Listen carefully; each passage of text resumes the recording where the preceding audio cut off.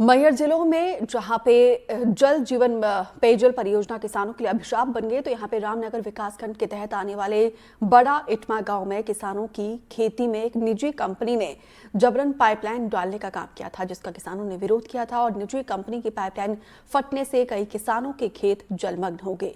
देखिए हमारे सहयोगी धर्मेंद्र वर्मा की ये रिपोर्ट।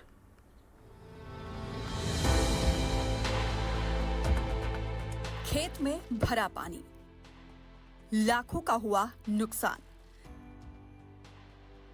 रामनगर विकासखंड के तहत आने वाले बड़े इटमा गांव में किसानों के विरोध के बावजूद खेतों के नीचे से निजी कंपनी ने पानी की पाइपलाइन बिछा दी।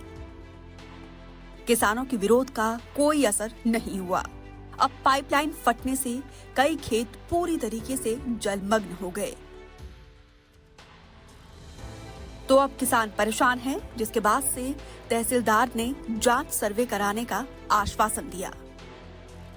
मैहर जिले में जहां एक ओर ठंड का प्रकोप है, तो वहीं दूसरी ओर जल जीवन मिशन के तहत पाइपलाइन जो बिछाई गई थी, उससे फूट जाने से किसान परेशान हैं। दरअसल हम इस समय ग्राउंड जीरो पर मैहर जिले के रामनगर विकास खंड के बड़ा इटमा गांव में मौजूद हैं और यहाँ पर आप देख सकते हैं कि जल जीवन मिशन के तहत जो पाइपलाइन डाली गई थी वो फूट गई है और उसके फूटने के कारण करीब किसानों का ये वो खेत है, करीब ये 30 एकड़ के आसपास किसान बता रहे हैं कि उनका ये खेत है और वो पूरा जलमग्न हो गया है। उनकी जो गेहूं की फसल थी वो पूरी तरह से चौपट हो गई है, नष्ट हो गई है और किसान काफी परेशान है। किसान ने अधिकारियों को इस बात की सूचना भी दी है। जल जीवन मिशन के जो अधिकारी कर्मचारी हैं वो भी यहाँ आए हुए हैं। अब देखना होगा कि वो क्या कुछ करते हैं। बहरहाल अभी हमारे पास साथ किसान मौजूद हैं और जानते हैं उनसे पूरा मामला। बताइए कैसे ये जलमग्न हुआ है? ये पाइपलाइन बिछी थी, एल&टी वालों ने डाला था, वो पाइपलाइन इनका फूट गया है। इसके कारण हमारा पूरा फसल बर्बाद हो गया। कितने एकड़ की फसल है? लगभग कम से कम 35 से 40 एकड़ के करीब में। कुछ और किसान हमारे साथ मौजूद हैं। बताइए कितने किसान हैं यहाँ पे जिनकी फसल लगभग? यहाँ पर किसान कम से कम 12-13 होंगे, कम से कम 12-13 किसान होंगे, क्योंकि अलग अलग खाते हैं सबके, तो उस हिसाब से 13 किसान होंगे यहाँ पे। तो सभी की नष्ट हो गई? जी हाँ, सबकी खेती नष्ट हो गई। पाइपलाइन फटने से 40 से 50 एकड़ खेत जलमग्न हो गए। खेतों में लगी गेहूं, चना और कई फसलें पूरी तरीके से बर्बाद हो गई। जल जीवन मिशन की सप्लाई लाइन चालू करके टंकियां भरने का काम किया जा रहा था।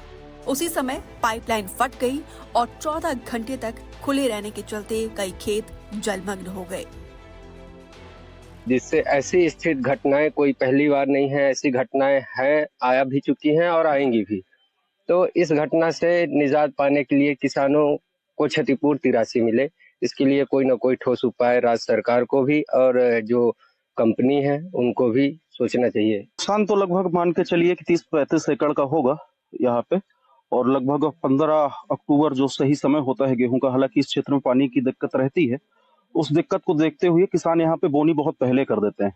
जैसे सामने वाला जो खेत है उस पे चना बोया हुआ, लगभग 2 महीने का चना हो गया है, फूलन के उसमें है चना, और चना जब फूलन की स्थिति में है उस पे पानी पड़ रहा है तो निश्चित ही पूरी तरह से खत्म हो जाएगा वो।